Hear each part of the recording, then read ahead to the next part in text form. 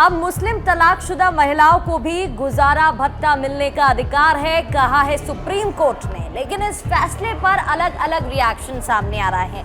एक तरफ जहां all India Muslim Personal Law board का कहना है कि ये शरिया कानून में इंटरफेरेंस है, तो दूसरी ओर सुप्रीम कोर्ट की तरफ से कहा गया है कि अब हर एक धर्म की महिला का अधिकार है, राइट है कि उसे गुजारा भत्ता मिले, जिससे कि उसका सर्वाइवल इजीली हो सके।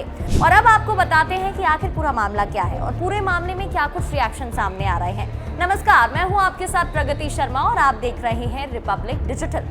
दरअसल all India Muslim Personal Law Board की तरफ से कहा गया है कि सुप्रीम कोर्ट का ये जो फैसला है ये गलत है, क्योंकि कहीं ना कहीं वो दखल दे रहे हैं शरिया कानून में, क्योंकि शरिया कानून में साफ तौर पर ऐसी कोई रिवायत नहीं है। लेकिन सुप्रीम कोर्ट का कहना है कि सीआरपीसी की धारा 125 के तहत मुस्लिम तलाकशुदा महिलाओं को भी गुजारा भत्ता मिलना चाहिए, जिससे उनको भी आसानी हो। अगर उनका पति उनको छोड़ देता है तो उन्हें बाद में परेशानी ना हो और उनके भरण पोषण के लिए उन्हें इसका अधिकार, राइट मिलना जरूरी है। वहीं दूसरी ओर All India Muslim Personal Law Board की जब बैठक हुई, वर्किंग कमेटी के जब लोग साथ में इकट्ठे हुए, तो उनका कहना है कि इस पर बातचीत होनी चाहिए कि कैसे इसको पलटा जा सके।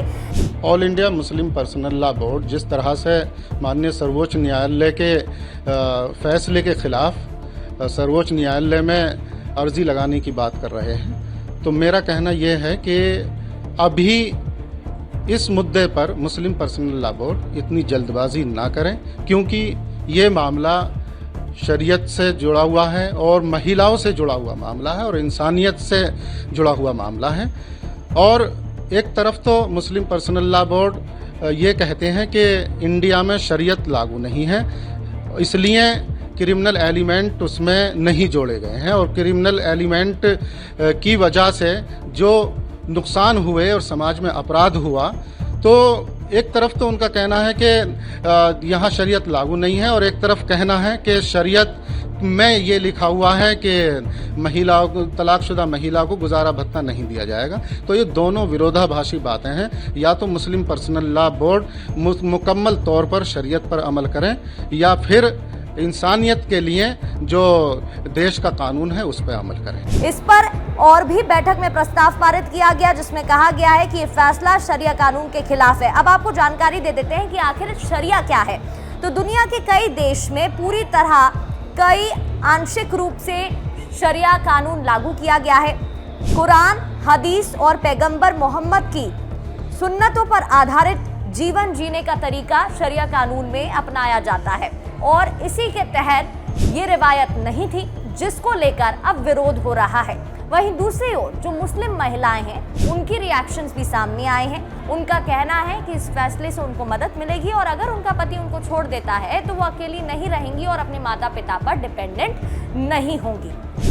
सुप्रीम कोर्ट का जो ये फैसला आया है मुस्लिम महिलाओं के गुजारा भत्ते के लिए, मेरी नज़र में बिल्कुल सही है और मैं नहीं चाहती कि ये मुस्लिम पर्सनल लॉ बोर्ड इसका अपोज करे, क्योंकि शरई जो है, शरई कानून जो है वो महिलाओं के लिए भी बराबर के हैं और मर्दों के लिए भी बराबर के हैं। लेकिन हम यानी मुसलमान जो हैं, और मुसलमान में ख़ास तौर से मुस्लिम पर्सनल लॉ बोर्ड जो है वो ये चाहता है कि सारे कानून जो है शरई वो सिर्फ मर्दों के लिए सही है, मर्दों के ऊपर लागू होने चाहिए। औरतों को जो है बिल्कुल उसमें दबा कर रखना चाहिए, उनके लिए कोई कानून नहीं है। और वो अपनी फरियाद को लेकर, चाहे वो गुजारा भत्ते की है, तलाक की है, कोई भी मामला है, उसके लिए वो कहीं नहीं जाएं।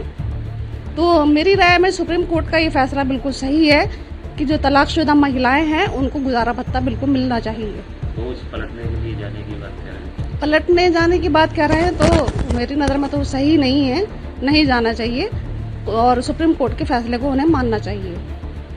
इतना ही नहीं, प्रस्ताव में यह भी कहा गया है कि बोर्ड को लगता है कि सुप्रीम कोर्ट का ये फैसला मुस्लिम महिलाओं के लिए और मुसीबत खड़ा कर सकता है, क्योंकि शरिया कानून के तहत ऐसी कोई रिवायत नहीं है। लेकिन फिर इसके बाद डाइवोर्स को बढ़ावा दिया जाएगा, ये भी बात कही जा रही है। वहीं शरिया कानून के तहत डाइवोर्स गुनाह है। इस पूरे मामले को लेकर आपका क्या कहना है, कमेंट कर बताइएगा। ऐसी और जानकारी वीडियोस के लिए रिपब्लिक डिजिटल को फॉलो और सब्सक्राइब करना ना भूलें।